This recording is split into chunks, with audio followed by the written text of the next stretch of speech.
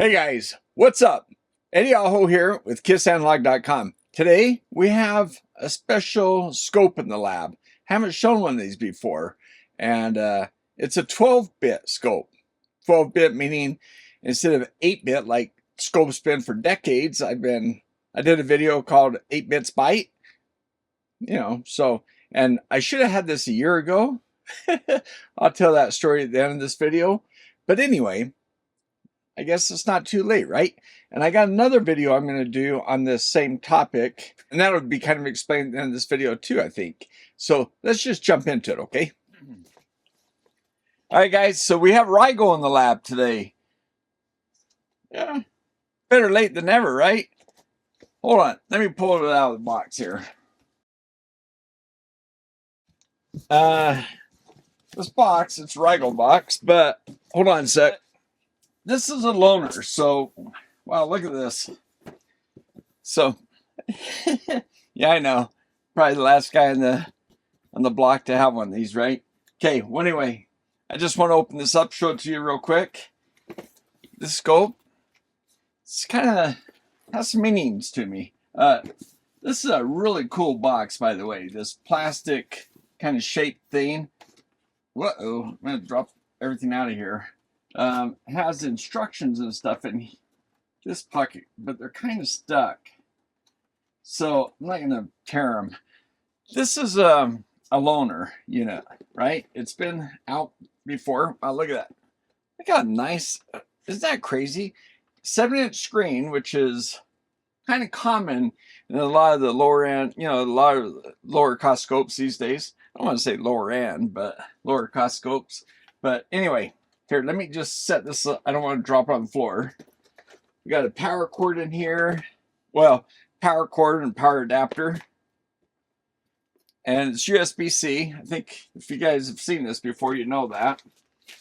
It does come with this little grounding wire. It's a yellow-green wire, banana jacks on each end. I'm sure there's a place to plug it in the back. I don't see it in the front. But you can plug it into an instrument or something. It's because this thing, even though it's a 3-prong plug, it's going to isolate the ground, the chassis or earth ground, connection. So all the chassis grounds, all the metal that is all tied together through the ground pin. In this case, this one's going to be floating, which, some people will be happy about. But to be safe, if you don't know what you're doing, you might want to use this thing to tie it to the same ground plane. So that way all the metal, anything metal on it that you can touch, it'll be at the same voltage potential as everything else metal that you can touch. And this looks like a USB, it's a USB cord. It hasn't been opened. I don't think I'm going to open it either. That probably hasn't been opened either. That's kind of funny. Yeah, anyway, I won't open those things. Okay, and there's 4 oscilloscope probes in here, okay? So we'll pull one of them out of here to use, okay? And, so the box, it's a nice box to just keep it stored in because of the organization. And nice white box here. Okay, I'm going to set it over here, get out of the way. All right, guys, so here's our scope, okay? I'm going to bring the camera over. We're going to do a close-up of this thing, okay? But, wow, the size of it is really cool. So, I mean, you've taken away, this is outside. It's not inside anymore. But, so it's nice and thin like the McSig is. Yeah, let's bring the camera over so you can just see a close-up of what I'm going to talk about here. And we'll power it up and all that kind of stuff, okay? Hey, by the way, I thought I was going to get one of these scopes before they even came out. I mean, I thought it was going to be one of the first because I just happened to contact the guy that's gone, that used to be at Rigol at the time. And he was there when these things came out. And I contacted him for a different reason. And he told me about this. And it was the HDO scope, he was calling it. Because they didn't even come out with the DHO. So that's how early I was. Probably about 6 months before, 6 or 8 months before it even came out. But he kind of told me about it. So on the down low, which I kept it on the down low, but on his end, he didn't send me a scope. I'll talk about that story at the end of the video. in case you're curious about that.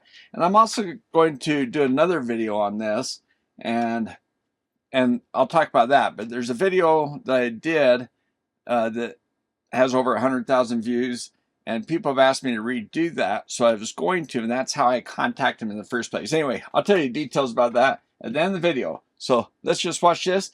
Thank you, Rigol, for sending this out. It's a loaner. I have to send it back, and I've had it for a bit, so I'll kind of explain that too. So I meant to do this video and send it out real quick. They're probably waiting for it, so I'm going to try to do 2 quick videos today, and I'll post one of them, you know, immediately, and then anyway, I'll do all the video editing and stuff later. But I'll try to do, because I got to send it back, and it's Sunday, so it's week starting, and yeah. Anyway, all right, let's get into the video. All right, guys, so there's the scope. Pretty nice, right? Your vertical channel, your 4 channels, horizontal stuff, and your trigger stuff, and yeah, your intensity controls. And I imagine all these buttons are push buttons, and they are, so pretty cool. So I'll just disconnect one. We'll hook up one channel. I can see this is the thing for the compensation, and this for USB power to power probes, which is nice. They put it up front. Then you have one in back here, and your LXI. So let me rotate this around so you can see it straight on. And you can probably see what looks like a little fan right there. It's about 50 millimeters maybe. 40 to 50. It's probably a 40 millimeter fan, I'm guessing. But you can see the metal blades in there maybe if I turn it. And there's like starburst, right? The little fins go out like this. Looks like those fins probably could have been a little taller to get a little bit more surface area for the fan to do a little bit better job. I've heard that this has a problem overheating. We'll test out and see if we have a problem with that. But yeah, just since it's a custom heatsink and there's plenty of space between this plastic kind of honeycomb opening and some of the holes, there's a pattern here. I think that was probably computer generated maybe. But anyway, the fins could have easily been twice as tall as they are to get better cooling. So that would have been a nice thing to do. Easy upgrade for them. But look at that handle. So it's double walled. It's got this corrugated thing through there, make it nice and strong. And this thing feels light. Feels like maybe a couple pounds, you know. So I mean, it feels girthy though at the same time. It's probably, I imagine it's a couple pounds, but, and here's those feet. Let me show you these things. There's a positive click out, and they actually snap in place. And you can see this little lever here that slides in, kind of gives some support, keep it in place. And these aren't the kind of rubber feet that feel like they're going to pop off. They're in there, so that's good. Auxiliary output, BNC. So, man, looks like a nice design. I like it. Nice clean.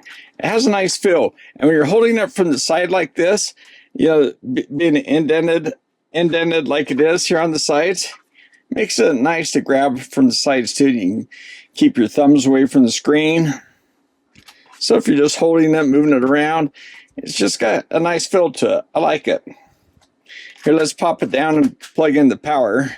Now, I just want to, you know, point out the power cord. I like this flat ribbon type power cord. I think it's good. It helps keep, I think it's kind of like a twisted cable in a way. Keeps the power coupled nicely all the way through. So, yeah, it's probably just about a meter long, I'm guessing. And small power adapter. Okay, I had to put on my glasses here so I could see my glass here. 5 volts puts out 3 amps. 12 volts puts out 3 amps. 15 volts puts out 3 amps. And 20 volts puts out 3.25 amps, looks like. So, because it's that new USB-C standard, it just negotiates what power it needs and puts out whatever power it needs, I guess. So that's interesting. We've got our Velcro strap, which is captured by the cord. And this thing, that thing's like 1.5 meters long. So that gives you, between the two, it's plenty long.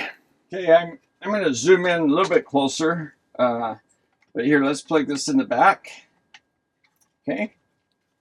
And that's what it kind of looks like. And by the way, the inset, plastic inset here on both sides, makes it nice to hold on the sides like this and move around. I like that. It's makes it nice ergonomic grips. Okay, so let's power this up. Okay, just a single quick touch turns on. I didn't know if I had to hold it down for a minute or something.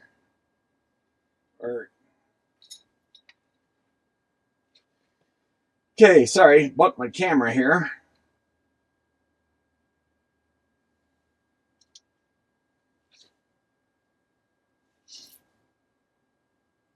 All right, so it's taking just a moment to come up. By the way, somebody peeled off the thing. Since it's a loaner, I probably would have left it on, but I guess maybe people want to see what the screen looks like. But yeah, it's nice. Sorry, I keep hitting my tripod, but it's a loaner, so but anyways, it got a nice glossy finish. All right, so there we go. Oops, I could have been putting the probe in, I guess. So let's connect this guy.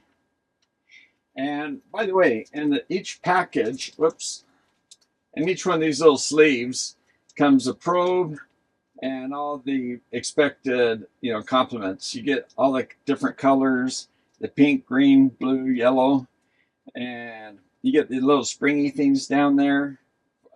That's when you want to take off this witch's cap, some people call it, and you put the springy thing down there for your ground connection. Then you have a real short connection between your signal and your ground.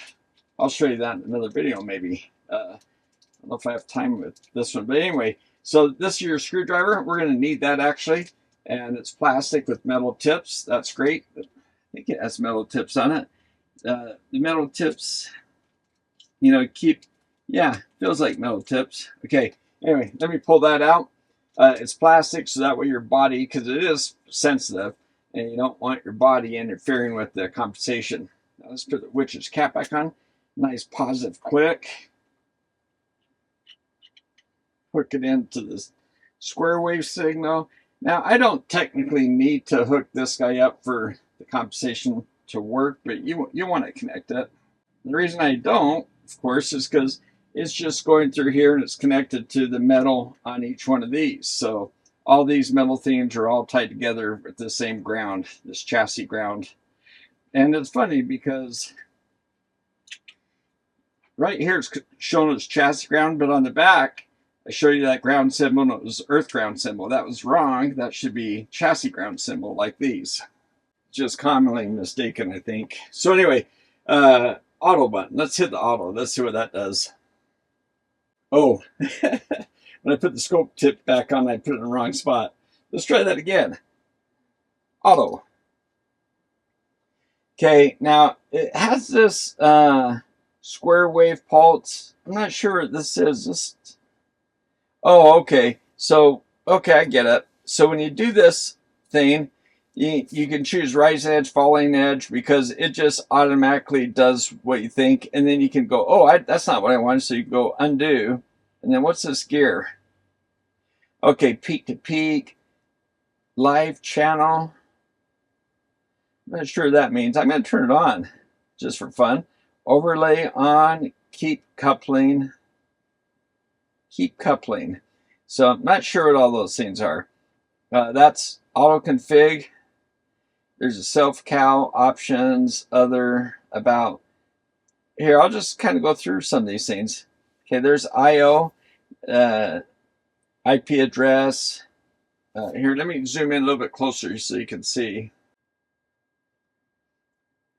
All right, so maybe you see that better. Okay, so that's the IO. I'll go to setup. Okay, what does it say? Load fast, power status. It's on default. Okay, so load. So once you've set up your measurements, if you want it to come up that way every time, I think you can say last. Or, well, I guess what that's going to do is whatever your setup was last time you used it, it's going to come up that way.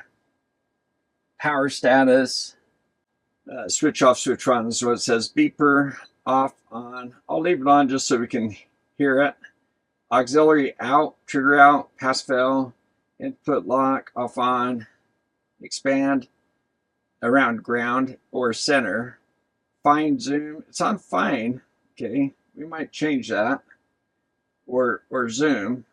So it's on fine or zoom. Okay, let's do about. Okay, here's the model number. Here's the BIOS and all that kind of stuff. Firmware. Other open source acknowledgement. Okay. Well, should I click on that to see if there's any acknowledgements? Uh-oh. Oh, wow. I'm wondering if that's trying to find a website, which we don't have internet set up yet. So here, let me go back to auto. Go back to the gear.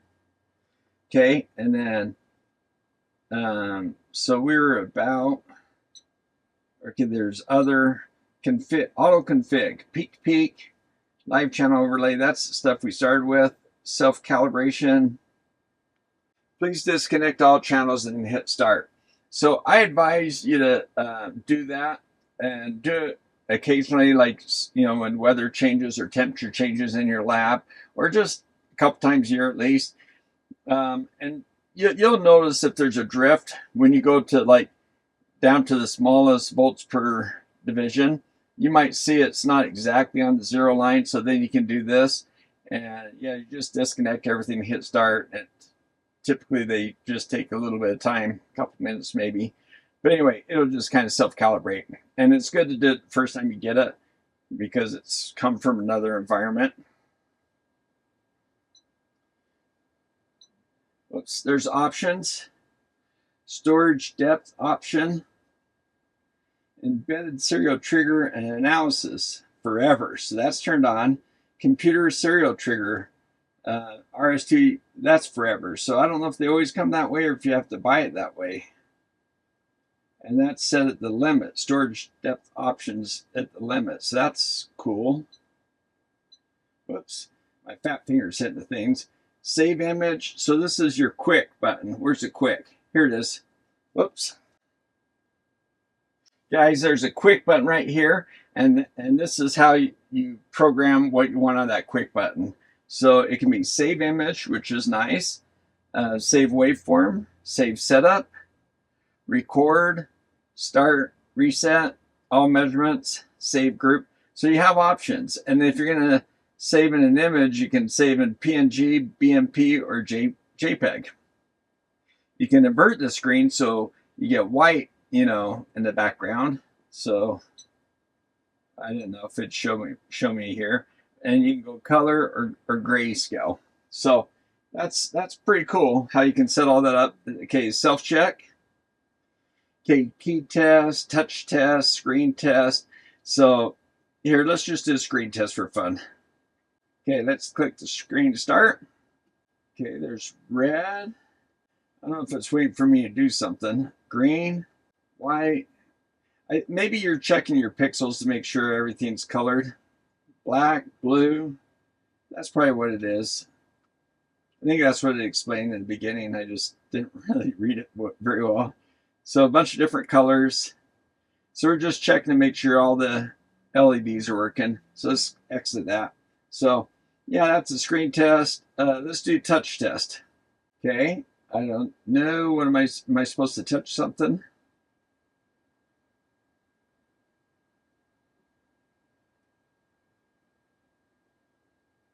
Okay, I guess like if you're aiming to touch this, oh, and it worked, then it tells you, okay, it's working. Okay, I mean, okay, I'm good. So, board test. Okay, it's got different chips. It's going to check temperatures and all that kind of stuff. I guess it's doing it right now. I see it blinking. So this is really cool that it has all these internal you know, self checks. This is really cool. Like I say, this scope is pretty sophisticated. So it's checking temperatures. It kind of went back to, I thought it went from here to here and then it went back. Okay, now it's blinking in both. Again, I don't know. Okay, so the value is 52 degrees there, 49 degrees here. I don't know if once I start this, I just have to wait for it to get done, or if it's just, maybe it is done. Maybe it's just, maybe I just close it. I don't know, because it seems like it's repeating things. So temperature's 50, 52. It's fairly warm. And then DDR is 1.49 volts, supposed to be in that range. 1.17, it's in that range. That says pass. And these are in the ranges. So I guess it's just going to sit here and let me verify myself and say, okay, I'm good with that. It'd be nice to say okay. Instead, I just have to close the window. If I can hit X. All right, so that's pretty neat. Now, guys, look at the screen. There's a lot of stuff going on. This is kind of complex for, well, okay, now here's one thing I noticed. Okay, here's your 4 channels. 500 millivolts per division is what we're set up for. That's the auto setup. This little guy here is showing me my reference. And it's a minus 1.48 because we have half a volt per division. So we're 1, 2. You know what? These divisions aren't very bright. Let me go see if I can brighten up them. Okay, I'm going to go to this gear. I was looking for a setup or something up here. Okay, look at all these things you can control. Okay, I'm going to go to display. And I'm going to go to grid brightness. It's at 50%. There's 65. I'm going to go a little bit brighter because I don't know about you guys. I want to see it on the camera. But in person, right there looks about right. Now I can actually see the grids with, you know. So here's persistence. Look at all the things you can do. So that's pretty cool, huh? Okay, and what do you think of touchscreen? Touchscreen seems to be working really nice. So, all right, so that is not set. So now if I zoom out here, let me show you. If I zoom out, I'm on channel 1. I should just hit, well, this is a position, right? Is that right? Yeah, there's a position right there. See, it's 138. So if I push that in, okay, it's 0 to that. Oh, it went to 0 though. Okay, now I'm going to pull it back down here and try to get right on that grid. Well, actually, you know what? I'm going to go to 0, and then I'm going to say auto again. Geez, I think that's really interesting that it put it at 149. It should be at 1. I would think it would put it right at 150. Okay, I can't quite get 150. It's in between. Okay, there's a scale. I can go to fine. Okay, fine's on. So now let's see if I can do it. I still can't. I can't get that right on the 150. Let me see if I can get on the next grid up.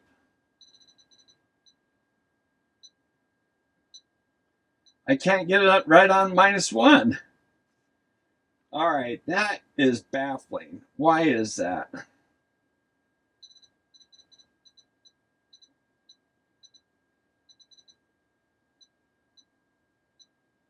Wow, it changes like by 0.02. I can't get it on. The only one that, let me see.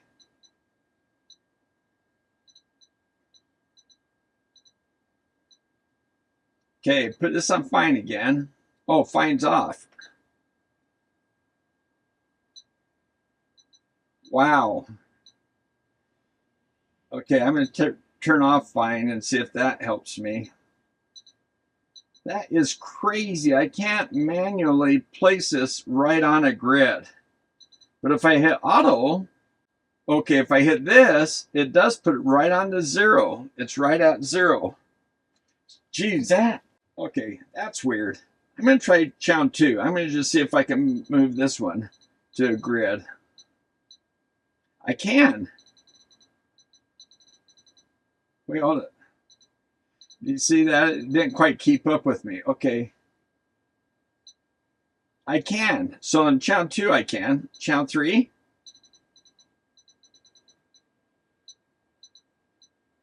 Okay, channel 3, I can. You know what?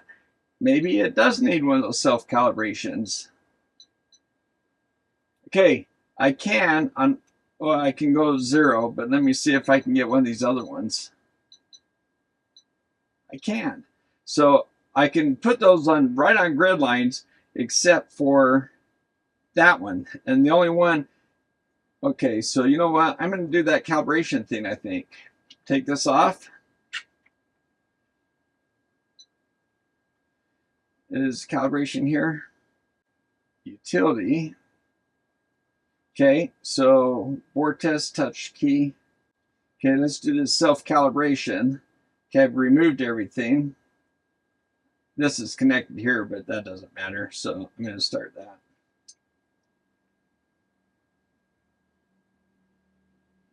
Okay, I'm going to speed this up so you don't have to sit here and watch it, but I'll let it play. All right, guys, I think this is going to eat up memory card, so I'm going to shut off and I'll come back. I think it's going to take a few minutes. All right, guys, so it's been 10 minutes. Did it feel like 10 minutes? Let's close it, and it says successful. Please disconnect all channels. Okay, well, we already did that. So close. Okay, let's reconnect.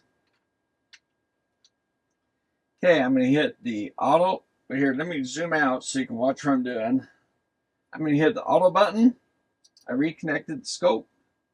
Okay, there we go. And we can do more pulses or less pulses. We'll do more just for fun, just to change things up.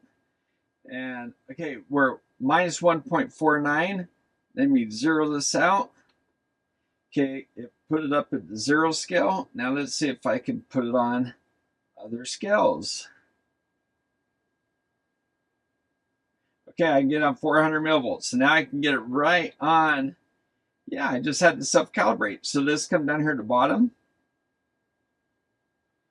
1.5. That's, see, there's an example why you might need to calibrate. Okay, so there we go. Perfect. Awesome. We love it. Okay, now here, let me zoom in on the scope as a whole. Move it over, get it kind of zoomed in tight. All right, there we go. Okay, guys, so you can see the 4 channels, right? 2, 3, 4 channels. Here's the math function. Man, look at this. All this stuff. Operator A plus B. What if I push that? Okay, look at all the things you can do. There's FFT, by the way. We'll have to take a look at that. Well, we can look at it right now, I guess. Auto setting. Okay, let's see what that's all about. Whoops, I turned it off. Or did I? I can't tell. I think it's on. I think that's saying it's on. Okay, we're dB, dBm, volts RMS, span 10 megahertz. Okay, this is cool. Let's change the span if we can. Oh, good. Let's say 1 megahertz. I love this kind of setup. This is the newer scopes are doing much better job at doing FFT. Offset 0 dB, color grade. Let's put on the color grade for fun. Grid full. Okay, math 1. Label, we turn that off. Windows handy. Let's see all the windows we get. Okay, the typical ones, I guess. Okay, let's do Blackman. Okay. Span center. So the center frequency, center is 5 meg. With 1 meg would have a full meg across, so it'd be 5 meg in the middle, be 4.5 here, 5.5 on the other side. So let's put the span at 500K. That way we start at 0 and we go to 1 meg. So yeah, I love that. That's awesome. Great. Let's see what it looks like. Okay. I guess I just touch over here. And where's my math? Okay. Operation, I think I've turned it on. Yeah, there we go. I think I saw something change. The center changed. And so did the span. Okay, so I don't see anything. Where are we? Can I zoom here? Can I get rid of that window? Okay, that's my FFT window.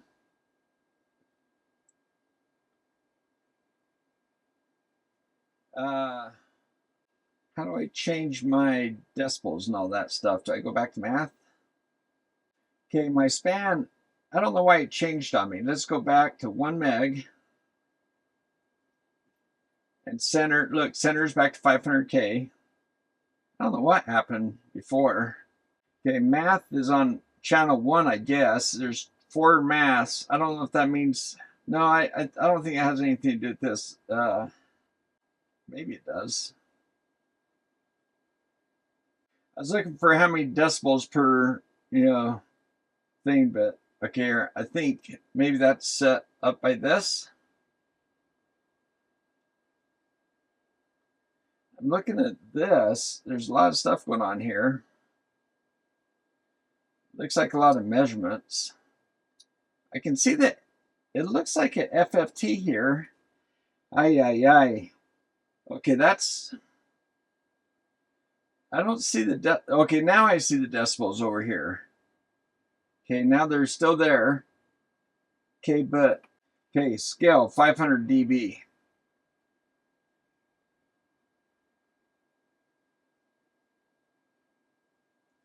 Let's do less. Let's do 100 dB maybe.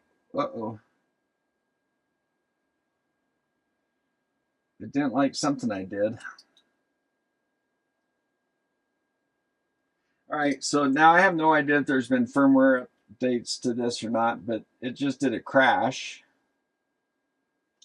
Let's do auto again. And I get more waveforms for fun. It looks like it's still kind of set up what I was, nope. FFT. Centers 5 meg. Okay, 20 dB scale. I'm not going to mess with this stuff this time. But how do I turn it on? I think I have to say on. Okay.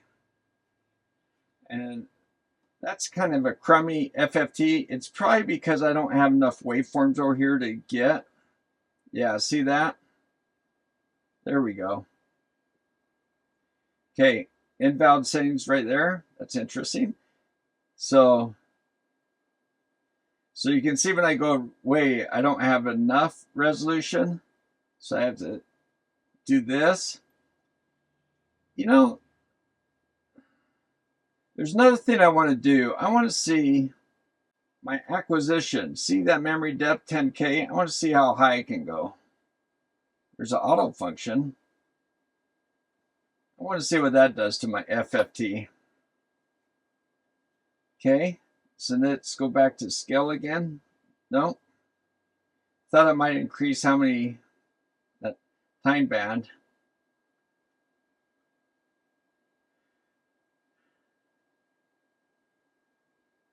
Okay, so once I'm set there, let's see if I can get rid of this window. Okay, I can. Okay, let's go back to offset. Okay, span. Span's only 2 kilohertz. It keeps changing on me, right? Okay, let's go 10 meg. It probably changed. Okay, whoops. That has to do with, yeah, you have to get this set up right with that. But I was looking, since I'm putting 1 kilohertz in, I was trying to see the harmonics from that. So let's try that again. Let's go to 1 meg. And the center is 5 meg. Let's change the center to 500K, half of the 1 meg.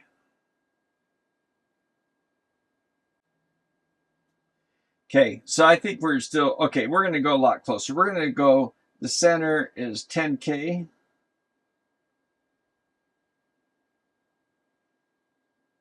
And we're going to go span it. Oh, it already changed it, 20K. Okay, good.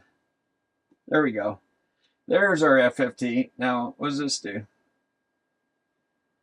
Okay, now, oh, okay, so I can get a little bit. So you know, it tells you like how many cycles. See, if we're looking at cycles 2, we'd see all the cycles. And if I don't get enough time, then I don't have enough data. So, and that's too much data. So there we go. All right, the noise floor is right around 95 dB, minus 95, these peaks. You know, that's minus 17 dB there. There's the, here, let's move this up and down. Is that moving that? No, I think this only moves the channel. I have to go to math and say scale. See, yeah, anyway, I'm messing around a lot with FFT, but I wanted to show you how much nicer the FFT is on these newer ones. So let's turn it off. Okay, there's our waveform. See, and then I pull it out. We can see the rise time there. And here's measurements here. Let's see, do we see rise time? Okay, vertical. Here's horizontal. Okay, here's rise time. And then there's other. Okay, so where did the measurement go?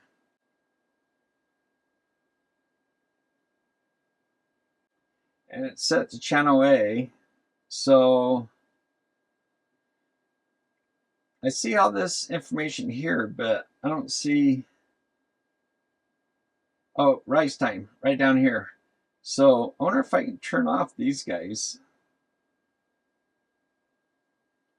Okay, so there's rise time, 4 microseconds. So we're at, where are we? 2 microseconds per division. So if I move this guy over right where it takes off, now it's going to go 10% to 10%, but 1, 2, so yeah, so it's saying that it's like 4 microseconds. So if I do this, that's probably 10% to 10%, 4.2 microseconds. So there's all the measurements. I mean, pretty cool. Let's see what other is. Okay, delays from one thing to another. Let me zoom in on the screen and show you the screen real good. All right, guys, I just want to zoom in on the screen, and there's measurements. There's a horizontal, okay? Here's your vertical. And so that's the measurements window. And let me see, how do I get rid of this thing here?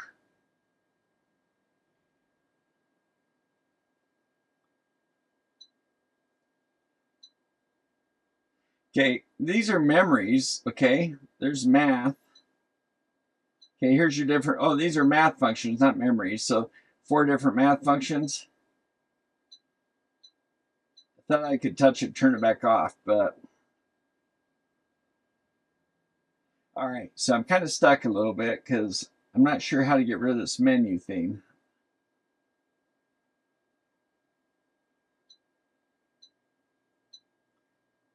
I can get rid of these by hitting X's, I guess. I can't see the X's on these. Oh, look. There's that little thing. It pulls out the menu.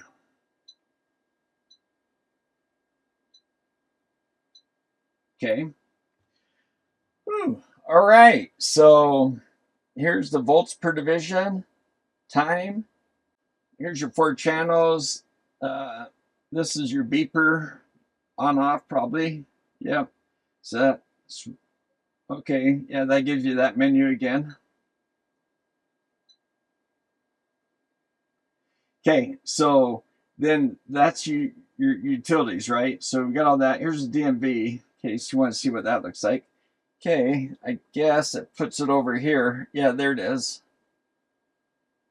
You know what? On these DMV functions, on the different scopes, especially when they have touchscreen, I wish you could just grab them and pull the measurement where you want it. Like maybe you want it right here or right up here or something.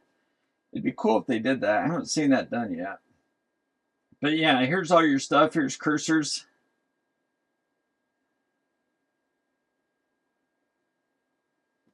Okay, let's see. Do I touch the... I'm just trying to see if I can intuitively figure out the scope without reading the manual or something, but I don't know how to move the cursors. Okay, I can move them this way, obviously, but It seems like I should be able to do it with my finger, right? Like if I touch that little box, I thought it would activate this one, but yeah, it doesn't look like it does. So you can move these cursors with these two, uh, you know, they're kind of multi-purpose knobs. If I push it, it gives me that one. And then if I push it again, it goes back to that one. Yeah, it just goes. So this one toggles between these two. And this one, I thought, they're solid and dashed. I thought as I clicked on, it would highlight different ones. But I think the dashed ones say that this is the controller for that. And yeah, it says AX, AY, BY, and BX. Whoops. All right, so there we go. There's the cursors. How do we turn them off real quick? I thought there might, oh, here's a button right here. Whoops, here.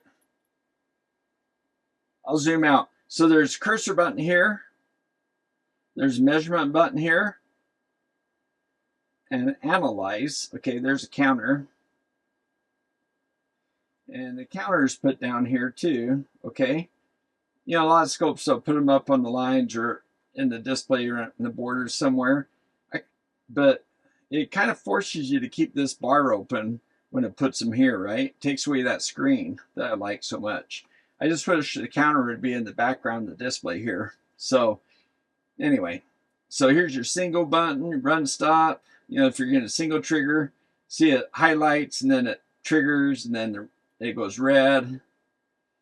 Okay, and then I can clear things. I can single trigger again. Default probably sets up default setup. Touch lock, that probably makes so you can't touch the screen, I'm guessing. Yeah, that's what that does. Sometimes you're pointing and touching the screen, talking to someone, and you're moving things, so you want to lock it out. Okay, so see it says stop, and that's this. So if I go back to auto, oh, it automatically set up everything. I just wanted to auto trigger. So let me go backwards, right? So I can go back there, go single, and then I can just go to trigger right here. And then, where am I? There's auto, normal, single. So I'm back to auto. Okay, so then I just have to, okay. All I have to do is hit this on and off. That's all I have to do. Okay, so here, let's go back to the screen. I want to go around the screen and touch things. Okay, so Rigol, I'm just curious if that'd be funny. They ought to put an Easter egg there, right? You push that and it comes up and it says, hey, hi. Okay, so there's horizontal. That's your horizontal menu, which is over, over here. Your horizontal menu right here, right? And then just show you this is your, whoops, that still says horizontal. Well, that's interesting.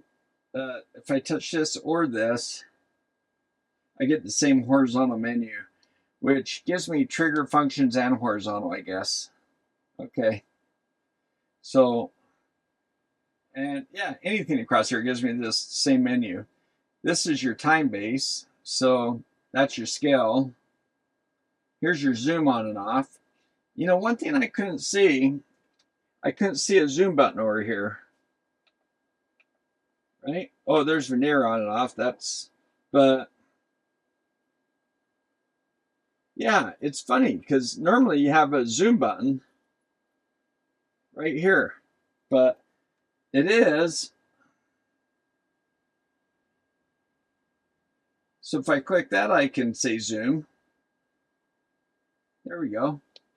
And then I can change this. So this is our main window, and when I zoom, it shrinks that window down, and we're seeing this, right? So can I touch this? No. I thought I'd be able to touch this and activate that window and change the time base there. That'd be cool if they let you do that. So instead, I have to come back here, say off, and do it this way.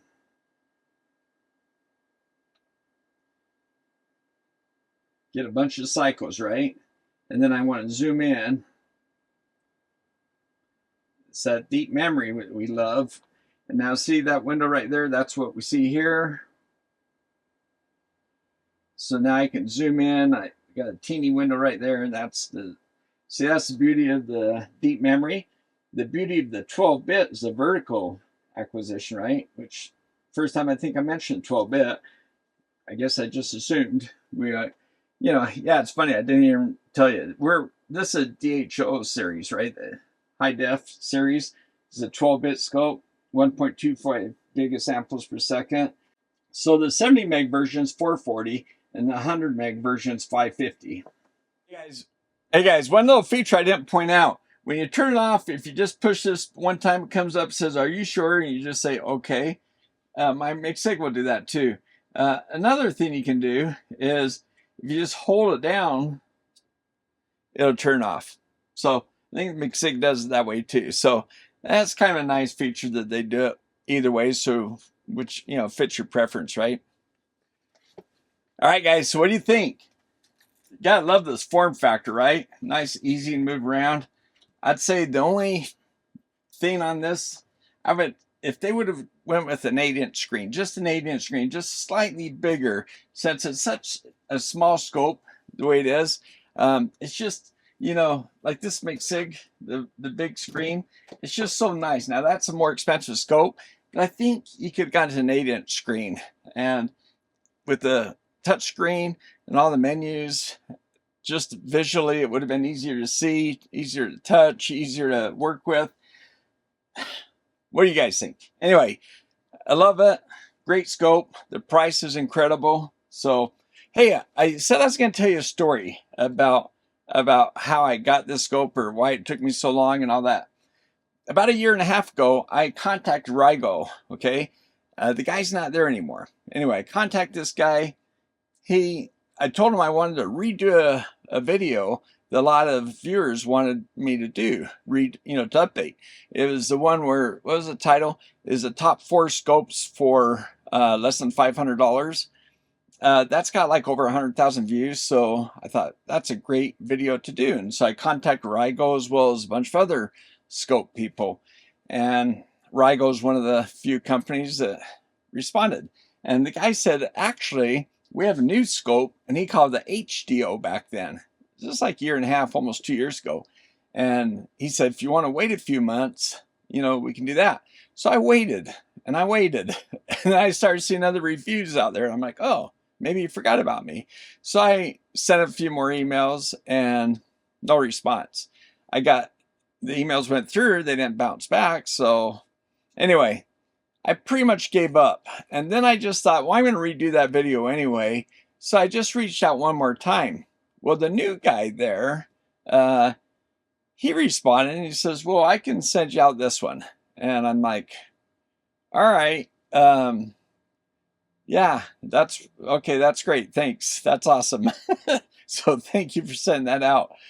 Now I do have to return it. So I have a form. Hopefully the date hasn't passed. I kind of messed up my ankle or my heel, actually. I was on crutches all weekend. The long weekend I took a vacation. And so half that time I was on crutches. And just before that, we had, we lost a dog that we had for 13 years. And then other things happened before that. And then so on my vacation, half that vacation time was in Colorado. We went to a music festival. The other half, I was going to do a bunch of videos, do stuff around the house and around the yard, and then came back and I was on a crutch after that. So just kind of got off of it late yesterday.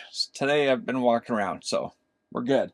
Anyway, that was a long story to tell you why it's taken me to get to this review, because I've had this box sitting here for a few weeks now, and they're probably wondering where it is, so I need to send it back to them. Okay, would I recommend this for the new person? Never use a scope.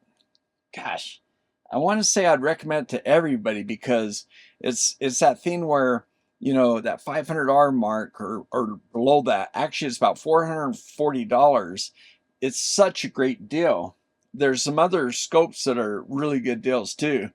So this one, the menu system, it makes it a little bit more complex. You kind of have to know what you're looking for. It's not quite as simple or obvious where things are. So I think what we need is a series of, say, 3 or 4 or 5 videos of like 10, 15-minute videos just walking through on how to look at different waveforms and how to find things on this scope. And then I think I'd feel a lot better recommending it to the beginner. On the other hand, if you're the kind of person who is a beginner, but you know, you don't mind having some learning curve, then definitely get it. If you want something simple and because right now I don't think the videos are out there to help you do that yet. Maybe they are. Let me know in the comments down below. But I've watched a lot of, you know, I always do a lot of research and stuff, and I've seen some good videos, but I always forget the level. You know, it's easy. Everything seems easy when it's easy for you, right? When you've done it for so long, you kind of forget some of the hurdles, some of the things that aren't so simple, right? So I try to look at it from that perspective and think, you know, would this be easy for a beginner? But the cost is so good, and there's so many the performance of the scope, you know, and the features. It's like it's so feature rich and all that. And that's kind of the distractor for a beginner. Maybe it's complicated. Anyway, I'm going on and on. So that's kind of where I am with that. What do you guys think? Another thing I'd like to know is, you know, me doing a video a year after this thing came out, was this wasting my time? Be honest, let me know. You know, you guys have probably seen 5 videos on this by now. So, well, is it just too late to whatever? I should have updated that video a while ago, or I am going to update it. So, because I've got a couple other scopes I want to throw in the mix, okay?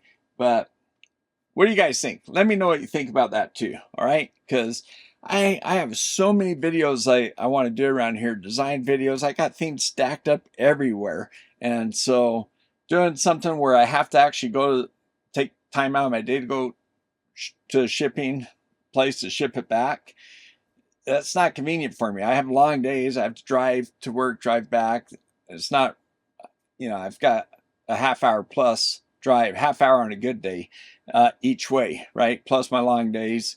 And then I want to get back and be fresh enough to do YouTube videos. So just adding into like trying to find the one day I have off a week because I have long days, then I have to go to the shipping store. That's not fun, right? So I'm just complaining, right? But anyway, so but if it's valuable, then I definitely want to do it. A year ago, it would have been totally cool. It would have been awesome to be one of the first guys to review this, especially because in my channel, I'm the one that's kind of pushed 12-bit scopes or 10-bit scopes, right? Like the vertical resolution scopes, like decades ago, we should have had them. So I've been kind of pushing it. I had a video out that was called 8 bits byte. Kind of funny, right? And, you know, I've got the pico scopes of the higher bits, the O1 up here. Yeah, they cost a little bit more than this. That's what was so beautiful about this a year ago. Would have been awesome to update my video, plus to be one of the first to present this, right? So a little bit of sour grapes, maybe it sounds like. But at the same time, I just want to know what your guys' input is. Like, if you're good with me just showing paper statistics and showing why one scope's better than the other and what the top 4 are, like I did in my last video that got 100,000 views, then I can do it that way, because I do have representation of some of the other scopes I would talk about. So yeah, it took me some effort to get this. All right, guys, sorry for going on and on. It's an awesome scope. They knocked it out of the park with it. It's a huge upgrade from their last scopes, right? It's funny that they're even still being sold, but this thing kicks butt. It is. I have had it on for a while. It is starting to get a little bit warm. The one thing I would say, as far as an upgrade, because I have heard complaints about the heat, I haven't seen a problem yet because I haven't used it enough, and I probably won't be able to, so I won't be able to really talk about that. But I can feel the heat. Is that heat sink in the back? It without measuring it with my calipers, because I can't get in there, I don't want to open it. I would say that those fins are less than 1/4 of an inch, maybe 200 mils high from the surface of the aluminum plate, right? And there's got to be another 400 mils, maybe 300 or 400 mils, maybe even more from the surface of those to the plastic. So I think they could have made, if they would have brought those out, say, if they would have doubled the height of those fins, which to me, looking inside, it looks like they could easily have done that. Sure, it would have added a little bit of weight, but it would have made them so much more efficient in cooling. With the way the fan, the starburst pattern was super cool design. I think that was so cool. I think they just fell short, making the fins too short. It's the surface area that cools. Doubling the surface area would have been awesome. I mean, I think there wouldn't have been any issues with heat. Heat's a killer for electronics, right? Every 10 degrees halves the life. So, yeah, that's, as far as the design, that's what I would say. I love the USB port front. I mean, the interface buttons, the layout, it's just done really nicely, I think. Oh, something that just hit me. This doesn't have the AWG, right? Oh, yeah, so this doesn't have, oh, shoot. Okay, so this does not have a built-in generator. All right, well, at the price point, I can see, that's fine. You know, yeah, okay. Yeah, I got to remember the price point we're looking at, right? Okay. All right, guys. Thanks for watching. I've just rambled on and rambled on. So thanks for watching. We'll see you next time.